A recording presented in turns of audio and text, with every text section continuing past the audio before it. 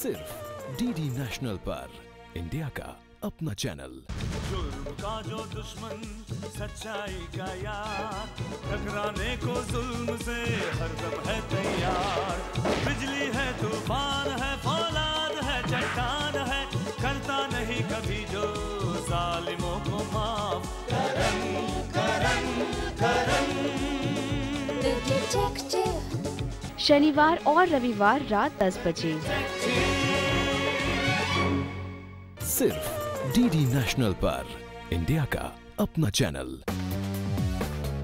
मेरा दिल दीवाना है, मेरा दिल दीवाना, हर सीमा से बेगाना है, मेरा दिल दीवाना। मैं क्या जानूं क्या है दुनिया, किसका नाम जमाना है, जैसी राहें वैसी मंजिल, दिल से पूछ कहाँ जाना है।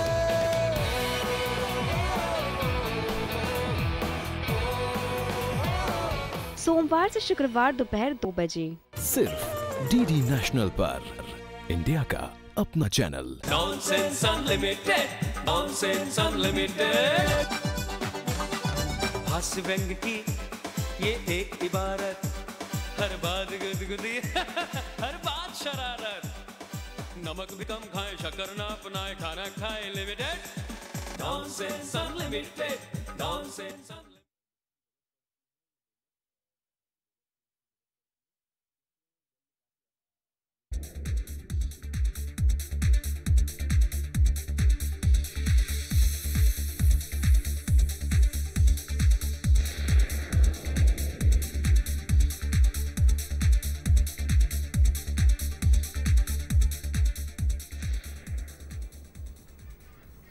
नमस्कार दर्शकों, कार्यक्रम कानूनी सलाह में आपका फिर स्वागत है। आज हम बात कर रहे हैं व्यवहारवाद परिसीमा एवं क्षेत्राधिकार पर। बातचीत के लिए हमारे साथ हैं व्यवहार न्यायाधीश वर्ग 1 भोपाल श्री भरत कुमार व्यास जी। व्यास जी, कार्यक्रम कानूनी सलाह में आपका बहुत बहुत स्वागत है। Thank you ma'am, thank you so much. दर्शकों, जैसा कि हमारा आज का विषय है कि व्यवहारवाद परिसीमा एवं क्षेत्राधिकार, तो हम आपको बता दें कि आज हम बात करेंगे जो सिविल सूट होते हैं, प्रॉपर्टी से रिलेटेड होते हैं, किसी उससे रिलेटेड होते हैं जहां आप बंटवारा कराते हैं संपत्ति का। इसी तरह के जो मामले होते हैं वो कितने समय सीमा में दायर किए जा सकते हैं और उनको कहाँ दायर किया जा सकता है, विशेष रूप से हम आज इस पर चर्चा करेंगे। कार्यक्रम शुरू करने से पहले हम आपको बता दें कि हमारा ये कार्यक्रम लाइव फोन इन कार्यक्रम है और इसके माध्यम से आप सीधे हमसे जुड़कर सवाल कर सकते हैं। हमारा टोल फ्री नंबर है 1800-233-0040। दूसरा नंबर है 0755-266-0049। टेलीफोन नंबर एक बार फिर नोट कर लें, 1800-233-0040, 0755-266-0049। आइए कार्यक्रम शुरू करते हैं। व्यास जी, सबसे पहले आपसे जानना चाहेंगे, जैसा कि हमारा आज का विषय है व्यवहारवाद परिसीमा एवं क्षेत्राधिकार, तो व्यवहारवाद के अंतर्गत किस तरह के प्रकरण आते हैं? व्यवहारवाद के अंतर्गत सामान्य रूप से वे प्रकरण आते हैं जो दो व्यक्तियों के बीच में उनके किसी अधिकार को लेकर जब कोई डिस्प्यूट होता है तो उस डिस्प्यूट के अंतर्गत व्यवहार प्रकरण आते हैं। व्यवहार न्यायालय में प्रत्येक तरह के मामलों को प्रस्तुत किया जा सकता है। विशेष रूप से धारा 9 व्यवहार प्रक्रिया संहिता ये दर्शित करती है कि वे समस्त व्यवहारवाद या वे समस्त विवाद जहाँ प्रत्यक्ष या अप्रत्यक्ष रूप से उन्हें न्यायालय में लाने के लिए रोक नहीं लगाई गई है, वे सारे वाद जो हैं या वो सारे विवाद व्यवहार न्यायालय में आ सकते हैं। स्पेशली हम देखते हैं कि घोषणा के दावे हैं, बंटवारे के दावे हैं, उसके अलावा किराया वसूली के दावे हैं, धन प्राप्ति के दावे हैं, एग्रीमेंट टू सेल के स्पेसिफिक परफॉर्मेंस के दावे हैं। ये सारे दावे व्यवहारवाद होते हैं और इन्हें व्यवहार न्यायालयों में लाया जा सकता है। जी व्यास जी, आपने बताया कि बहुत सारे प्रकरण होते हैं जो व्यवहारवाद के अंतर्गत आते हैं, तो ऐसे कौन से मामले हैं जो व्यवहारवाद के क्षेत्राधिकार से बाहर होते हैं? मैंने जैसा कि आपको पहले बताया कि जहां किसी अधिनियम विशेष में किसी प्रकरण को लाने के लिए रोक लगाई गई है या इस तरह के प्रावधान है कि उन विवादों को व्यवहार न्यायालय में चुनौती नहीं दी जा सकती है, तो उन प्रकरणों को जो है वो व्यवहार न्यायालय में नहीं प्रस्तुत किया जा सकता। उदाहरण के लिए हम सभी ने लैंड एक्विजिशन सुना होगा, सरकार लैंड एक्वायर करती है तो उसकी जो अधिसूचना निकलती है, उस अधिसूचना के विरुद्ध किसी तरह का कोई व्यवहारवाद प्रस्तुत नहीं किया जा सकता है। इसी प्रकार जो है वो वक्फ बोर्ड है, जिसकी वक्फ की अपनी संपत्ति है, उस वक्फ संपत्ति के से संबंधित कोई दावे जो है वो व्यवहार न्यायालय में नहीं ला सकते हैं। इसी प्रकार मध्य प्रदेश भू राजस्व संहिता में धारा 257 के प्रावधान दिए गए हैं, जहां पर विभिन्न तरह के तहसील न्यायालयों में चलने वाले प्रकरण बताए गए हैं। उन प्रकरणों के विरुद्ध भी जो है वो व्यवहार न्यायालय में आप चुनौती नहीं दे सकते। जी सर, जैसा कि आपने बताया कि बहुत सारे जो वक्फ बोर्ड हैं जिनके लिए अलग से न्यायालय बने हुए हैं वो इसके अंतर्गत नहीं आते हैं, तो जो सिविल सूट होते हैं, जो सिविल प्रकरण होते हैं, उनको दायर करने के लिए सबसे महत्वपूर्ण चीज़ ये है कि उनकी समय सीमा क्या होती है जी। और क्या सभी सिविल सूट की समय सीमा एक जैसी होती है? समय सीमा के संबंध में मैं ये दर्शकों से रिक्वेस्ट करूंगा कि विधि किसी भी सोते हुए व्यक्ति को कोई मदद नहीं देती है। अर्थात यदि आपका किसी से कोई सिविल डिस्प्यूट हुआ है या आपको के किसी अधिकारों का कोई हनन हुआ है, तो यह आपका दायित्व है कि आपको प्रथम अवसर मिलते ही आप अपने उस अधिकारों के लिए दावा न्यायालय के समक्ष प्रस्तुत करें। इसके लिए परिसीमा दर्शित की गई है। अलग अलग दावों के लिए अलग अलग तरह की परिसीमाएं दी गई है। जैसे अगर घोषणा का दावा है या तो उसके लिए 3 वर्ष का समय दिया गया है। आधिपत्य प्राप्ति के लिए 12 वर्ष का समय दिया गया है। अप्रत्य विधि है उसके लिए 1 वर्ष का समय दिया गया है। परिसीमा अधिनियम में इस प्रकार से अलग अलग परिसीमाएं दावा प्रस्तुत करने के लिए दी गई है। हमें ऐसे दावों को उस परिसीमा के अंदर ही प्रस्तुत करना चाहिए। जी बिल्कुल, आपका कहना बिल्कुल ठीक है कि समय निकल गया तो फिर आप अपने अधिकार से वंचित हो जाएंगे। और जी, ये वैसा ही है कि यदि आपका समय निकल गया तो इसका अर्थ ये रहा कि आप एक बहुत बड़े जो है वो बारूद का सामान लेकर बैठे हुए हैं, लेकिन उसको चलाने के लिए आपके पास कोई माचिस नहीं है। यानी राइट है आपका, लेकिन उस राइट को एक्रू कराने के लिए या उस राइट को इम्प्लीमेंट कराने के लिए आपका जो अधिकार है दावा लाने का, वो समाप्त हो जाता है। मैं दर्शकों से एक विशेष निवेदन करूंगा एग्रीमेंट टू सेल के संबंध में। वर्तमान समय में हम देखते हैं कि कोई भी संपत्ति क्रय करते समय या किसी संपत्ति को खरीदने से पहले हम एग्रीमेंट टू सेल करते हैं। यदि आपने एग्रीमेंट टू सेल कर दिया और जिस व्यक्ति से आपने वो किया है वह आपको उस संपत्ति को बेचने से इनकार करता है, तो विक्रय पत्र कराने के लिए इनकारी से 3 वर्ष के भीतर आपको दावा प्रस्तुत कर देना चाहिए। यदि आपने 3 वर्ष के भीतर वो दावा पेश नहीं किया है तो एग्रीमेंट होने के कारण आपके पास एक एग्रीमेंट रहेगा, और उस एग्रीमेंट को स्पेसिफिक परफॉर्मेंस कराने का जो आपका अधिकार है वो अधिकार परिसीमा अधिनियम के तहत समाप्त हो जाएगा। बिल्कुल, बहुत महत्वपूर्ण जानकारी दी आपने हमारे दर्शकों को, क्योंकि बहुत से लोगों को ये पता नहीं होता कि वो सोचते हैं कि एग्रीमेंट कर लिया और उसमें सारी कंडीशंस आ गई हैं तो उनको सारे अधिकार मिल गए और वो कभी भी उसको चुनौती दे सकते हैं। सर, एक सवाल इसी से निकल कर आता है कि जब भी कोई सिविल डिस्प्यूट होता है तो उसके लिए अक्सर ये विवाद होता है कि कोई प्रॉपर्टी इंदौर में है, कोई जबलपुर में है, व्यक्ति भोपाल में रह रहा है, तो वो कहाँ पर केस दायर करेगा? उसके लिए क्षेत्राधिकार का क्या प्रावधान है? क्षेत्राधिकारिता के संबंध में 2 प्रकार के प्रावधान व्यवहार प्रक्रिया संहिता हमें करती है। पहला स्थानीय क्षेत्राधिकारिता का है और दूसरा आर्थिक क्षेत्राधिकारिता का है। मैं दर्शकों को सबसे पहले आर्थिक क्षेत्राधिकारिता के संबंध में बताना उचित समझता हूँ। आर्थिक क्षेत्राधिकारिता का अर्थ यह है कि जो दावा है उसका आप एक मूल्यांकन करते हैं, तो वो जो मूल्यांकन आपके द्वारा किया गया है वह मूल्यांकन आर्थिक क्षेत्राधिकारिता के तहत आता है। उदाहरण स्वरूप के लिए मान लीजिए मुझे किसी व्यक्ति से मकान खाली करवाना है, तो मैं और मेरा किराया जो है वो 100 रुपये मासिक है, तो इसका अर्थ ये हुआ कि 1200 रुपये जो है वो मेरा 1 वर्ष का जो किराया है वो मेरे लिए उस दावे का मूल्यांकन है निष्कासन के लिए। तो इस प्रकार एक आर्थिक मूल्यांकन होता है और दूसरा एक स्थानीय क्षेत्राधिकारिता होती है, जिस जगह वो संपत्ति है उसकी क्षेत्राधिकारिता के लिए। आर्थिक क्षेत्राधिकारिता के संबंध में जो है वो प्रावधान ये किए गए हैं कि 5 लाख रुपए तक के आर्थिक क्षेत्राधिकारिता के दावे व्यवहार न्यायाधीश वर्ग 2 के न्यायालय में प्रस्तुत किए जाते हैं। 5 लाख 1 रुपए से लेके 1 करोड़ रुपए तक के जो दावे हैं वह व्यवहार न्यायाधीश वर्ग 1 के यहाँ प्रस्तुत किए जाते हैं, और 1 करोड़ रुपए से अधिक के जो संपत्ति के जो दावे हैं वह जिला न्यायाधीश के न्यायालय के समक्ष प्रस्तुत किए जाते हैं। तो यह तो क्षेत्राधिकारिता आर्थिक क्षेत्राधिकारिता के रूप में हुई। इसी के साथ साथ एक स्थानीय क्षेत्राधिकारिता भी होती है, जिसके तहत आप जिस प्रॉपर्टी के लिए दावा लेकर आए हैं वो प्रॉपर्टी जहां सिचुएटेड है उस स्थान विशेष के न्यायालय में ही आप दावा प्रस्तुत कर सकते हैं। उदाहरण स्वरूप के लिए यदि मान लीजिए मुझे एक मकान का आधिपत्य प्राप्त करना है या एक मकान के लिए घोषणा करानी है, तो आधिपत्य प्राप्ति या घोषणा का दावा मैं उसी न्यायालय के समक्ष कर सकता हूं जिस न्यायालय के क्षेत्राधिकारिता में या जिस न्यायालय के स्थानीय क्षेत्राधिकारिता में वह संपत्ति आती है। इसमें एक उदाहरण मैं ज़रूर देना चाहूँगा कि कभी-कभी ये होता है कि बंटवारे के दावा प्रस्तुत करना है और संपत्ति ग्वालियर में भी है, इंदौर में भी है, जबलपुर में भी है, सीहोर में भी है, विदिशा में भी है। तो यदि अलग अलग स्थानों पर आपकी संपत्ति है तो आप उनमें से किसी भी स्थान पर जहां आपका कॉज ऑफ एक्शन उत्पन्न हुआ है या आपकी प्रॉपर्टी है, आप दावा प्रस्तुत कर सकते हैं। बहुत अच्छी जानकारी आपने हमारे दर्शकों को दी, क्योंकि एक सबसे बड़ा जो कन्फ्यूज़न होता है वो इसी को लेकर रहता है कि केस कहाँ किया जाए। दर्शकों, हम आपको बता दें कि अभी वक्त एक छोटे से ब्रेक का, ब्रेक के बाद हम चर्चा पे वापस आएंगे। लेते हैं एक छोटा सा ब्रेक।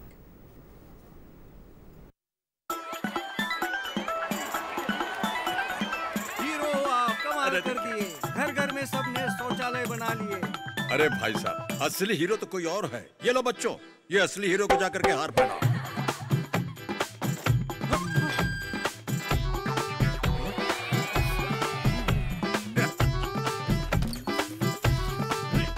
अरे असली हीरो, अपना हार तो पहन लो। हीरो?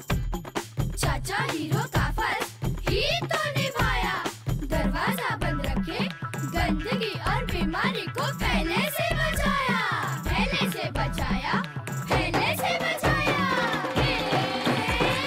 दरवाजा बंद रखेगा हर कोई, हर रोज हमेशा। भारत के घर घर में शौचालय खुला, अब खुले में जाना बंद, रखो दरवाजा बंद। और याद रहे, शौचालय का इस्तेमाल और देख रेख हर कोई, हर रोज, हमेशा।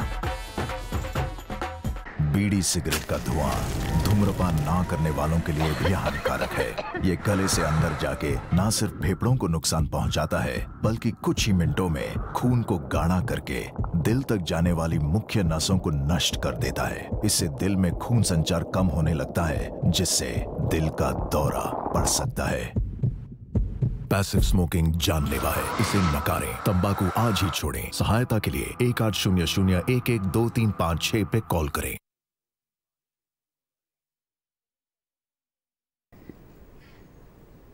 दर्शकों, आइए अब हम आपको कुछ गुमशुदा व्यक्तियों के बारे में जानकारी दे दें।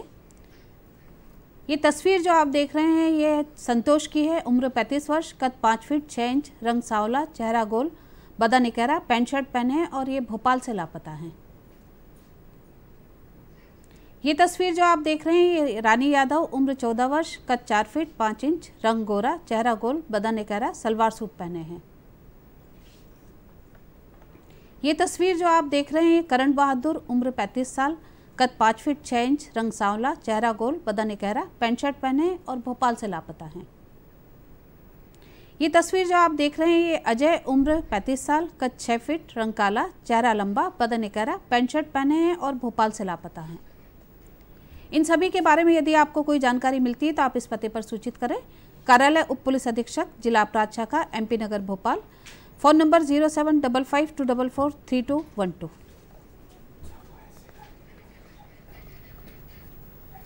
दर्शकों, आइए कार्यक्रम शुरू करते हैं। हम आज बात कर रहे हैं व्यवहारवाद, ज्यूरिसडिक्शन एवं लिमिटेशन पर। चर्चा जारी रखते हैं। सर, हम ब्रेक पे जाने से पहले बात कर रहे थे कि जो व्यवहारवाद होते हैं उसमें क्षेत्राधिकार का क्या प्रावधान होता है। तो जैसे कोई दो पक्ष हैं, आपस में विरोधी पक्षकार भी हैं, एक दूसरे के विरोध में हैं, पर वो एक किसी विशेष स्थान पर कोई केस दायर करना चाहते हैं आपसी सहमति से, तो ऐसे केसेस में न्यायालय क्या इस तरह की सहमति उनको दे सकती है? क्या रुख होता है न्यायालय का? इस संबंध में मैं दर्शकों से निवेदन करना चाहूँगा कि सामान्य रूप से जब भी आप कोई एग्रीमेंट करते हैं, कोई लोन का दस्तावेज हस्ताक्षर करते हैं, तब आप नीचे एक लाइन देखते हैं कि the subject jurisdiction of the dispute is of this court will be such and such place. अर्थ यह है कि यदि आप ए और बी मिलकर कोई कॉन्ट्रैक्ट कर रहे हैं या ए और बी ने मिलकर कोई ऐसी संविदा की है जिसके तहत वो अलग अलग जगहों पर अपना संव्यवहार कर रहे हैं, मान लीजिए उनका दिल्ली, बॉम्बे, कलकत्ता, भोपाल, इन अलग अलग स्थानों पर संव्यवहार हो रहा है, तब उनमें से कोई भी एक स्थान जहां पर कॉज ऑफ एक्शन अराइज हुआ है वहां पर वे अपना दावा प्रस्तुत करने के लिए एग्री हो सकते हैं और अपना एक एग्रीमेंट इस रूप में पेश कर सकते हैं। और ऐसा किए जाने पर बाकी जो स्थान हैं वो एक्सक्लूड हो जाएंगे, वो हट जाएंगे और केवल उस स्थान पर जहां उन्होंने विवाद को निराकृत करने के लिए अपना स्थान चुना है वहां वे आकर अपना जो है वो दावा प्रस्तुत कर सकते हैं। यहाँ एक शब्द मैंने प्रयोग किया है, वह है cause of action. Cause of action से अर्थ यह है कि जहां पर दावा लाने का कोई कारण उत्पन्न हुआ हो। कॉज ऑफ एक्शन शब्द कहीं भी विशिष्ट रूप से परिभाषित नहीं है। ये जो बंडल ऑफ फैक्ट्स से जिनसे मिलकर कोई दावा लाने का अधिकार उत्पन्न हो, जैसे कि मान लीजिए ए और बी एक कॉन्ट्रैक्ट करें, उस कॉन्ट्रैक्ट के तहत ए को कुछ सप्लाई बी को करनी हो और बी जो है वो सप्लाई को लेने से मना कर दे या उसकी राशि ना दे, तो इस संबंध में ये जो कंप्लीट एक्ट हुआ है इसमें जहाँ जहाँ भी कॉज ऑफ एक्शन उत्पन्न हुआ है वहाँ जहाँ संव्यवहार हुआ, जहाँ पे वो संपत्ति दी जानी थी, जहाँ वो एग्रीमेंट किया जाना था, ये वो सारे स्थान हैं जहाँ कॉज ऑफ एक्शन उत्पन्न होता है। तो इनमें से किसी भी एक स्थान पर दावा लगाने के लिए ए और बी एग्री हो सकते हैं। बिल्कुल, बहुत अच्छी जानकारी आपने दी है।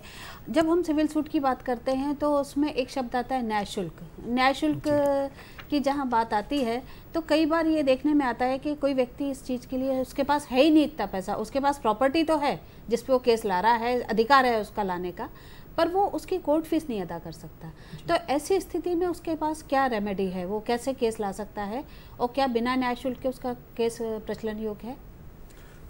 न्याय शुल्क जो है वो किसी भी दावे का मूल्यांकन करने के उपरांत उस मूल्यांकन के अनुसार आपको अपना जो है वो न्याय शुल्क अदा करना होता है।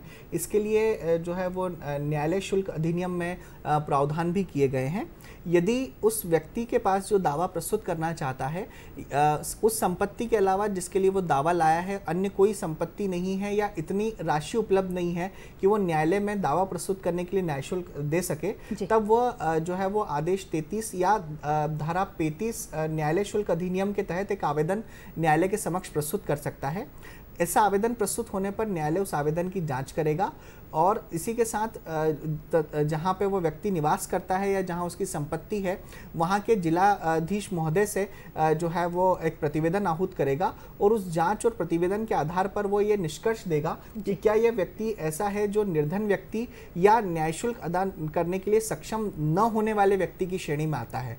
यदि वो ऐसा व्यक्ति है तब उसको आदेश 33 या धारा 35 के तहत न्यायालय शुल्क अदा करने से अभिमुक्ति प्रदान करेगा और उसके बाद उसका दावा वैसे ही चलेगा जैसा सामान्य दावे चलते हैं। परंतु मैं यहाँ पे दर्शकों को ये बात स्पष्ट रूप से बता देना चाहूँगा कि इसका यह अर्थ नहीं है कि उस व्यक्ति को न्यायालय शुल्क देने से पूर्णतः अभिमुक्ति मिल गई है।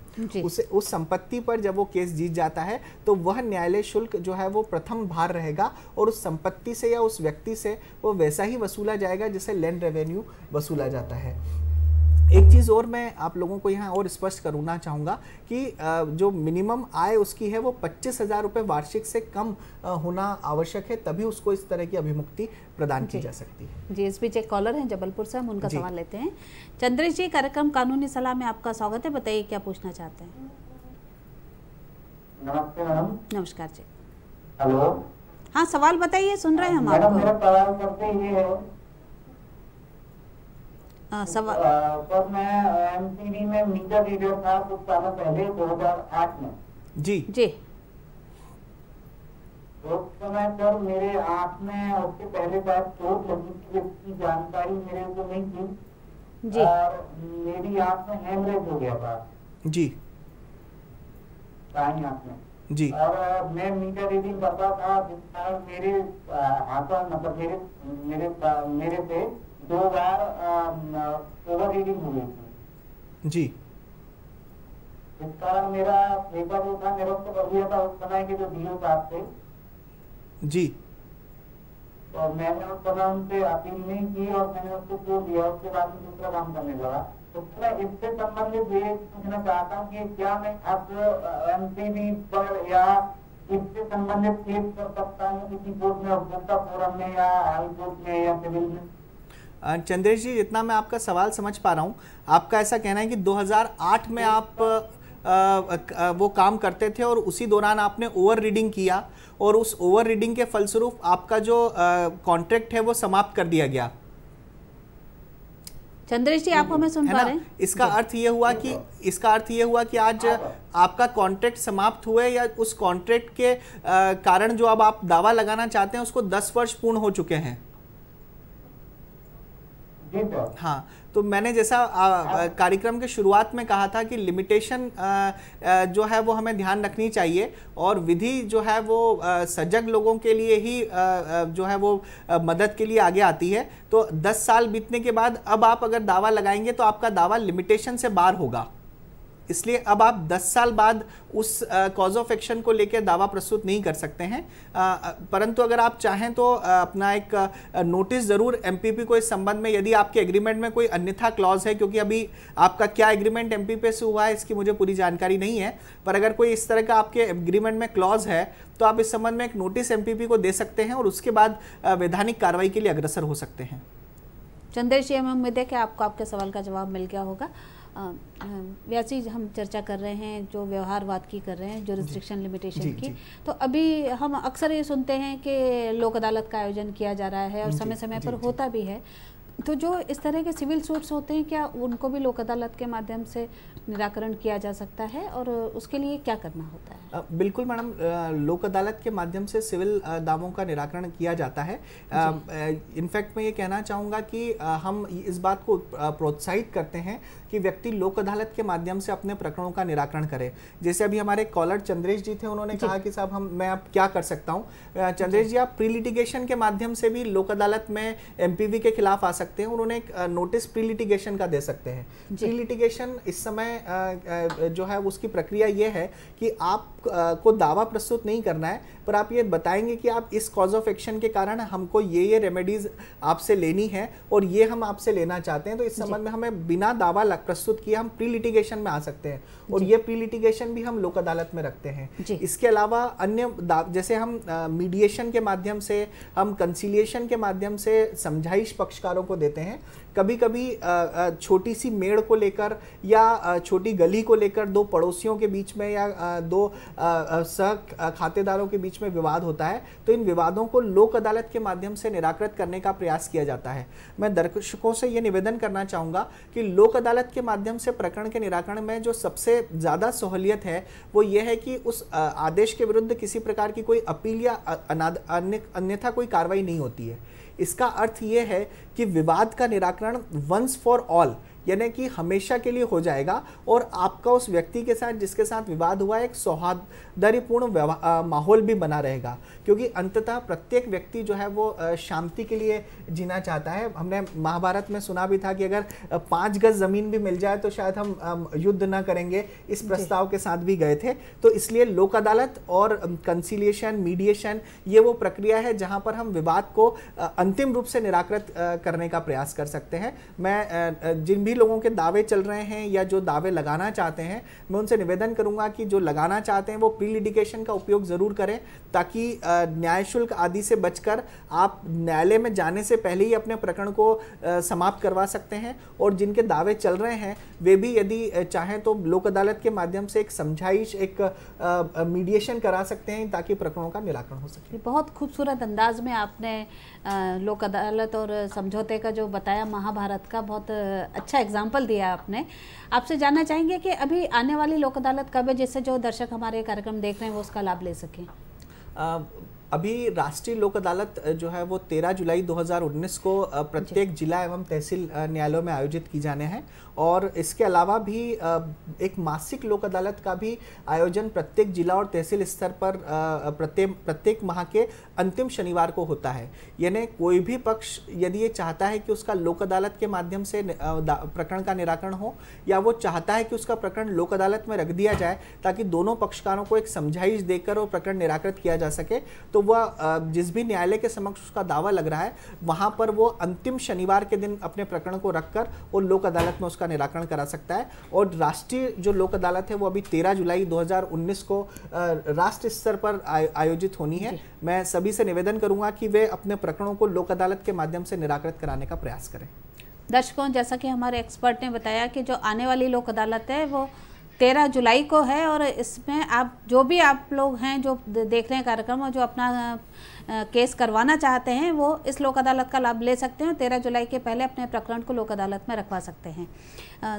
व्यास जी, हम चर्चा कर रहे थे लोक अदालत की। एक महत्वपूर्ण सवाल है जो लिमिटेशन से संबंधित है कि यदि कोई लिमिटेशन निकल जाती है तो क्या कहीं कोई ऐसा अपवाद भी है कि कुछ केसेस को कंसिडर किया जाता है? वो कुछ ऐसी परिस्थितियां कभी आई हैं या इस तरह के कोई प्रावधान किए गए हैं? लिमिटेशन के संबंध में जैसा मैंने बताया आपको कि प्रत्येक व्यक्ति को सही जुडिक्शन वाले न्यायालय में ही दावा प्रस्तुत करना चाहिए, परंतु मानवीय त्रुटि के कारण यदि कोई व्यक्ति गलत जुडिक्शन वाले न्यायालय में कोई दावा पेश कर देता है, तब ऐसा दावा प्रस्तुत हो जाने पर वो दावा संस्थित दिनांक से दावा वापसी के दिनांक के बीच का जो समय है वो समय उसकी परिसीमा अवधि से कम हटा दिया जाता है, अर्थात उसकी परिसीमा उसके बाद चलती रहती है। परिसीमा के संबंध में एक महत्वपूर्ण तथ्य यह है कि एक बार जब परिसीमा प्रारंभ हो जाती है तो वो निरंतर चलती रहती है जब तक कि जो व्यक्ति जिससे दावा लाने का अधिकार हुआ है वो किसी निर्योग्यता से ग्रसित ना हो जाए। निर्योग्यता से ग्रसित होने का अर्थ यह है कि या तो वो जो है वो मानसिक रूप से कोई जो है वो अक्षम हो जाए या समय का अभाव है, हमें प्रोग्राम को यहीं विराम देना होगा, माफी चाहते हैं आपसे। दर्शकों, जैसा कि आज के इस कार्यक्रम में आपने देखा कि जो व्यवहारवाद है उसमें बहुत तरह के केसेस आते हैं और किसी की समय सीमा 1 साल है, किसी की 3 है, किसी की 5 है। तो इस चीज़ के लिए हमेशा जागरूक रहें कि आपका जो केस है वो किस तरह का है और उसकी समय सीमा क्या है, क्योंकि एक बार समय निकल गया तो फिर वो मौका आपको दोबारा नहीं मिलेगा। आज हम आपसे यहीं विदा लेते हैं, अगले अंक में फिर आपके सामने उपस्थित होंगे, तब तक के लिए आगे दीजिए, नमस्कार।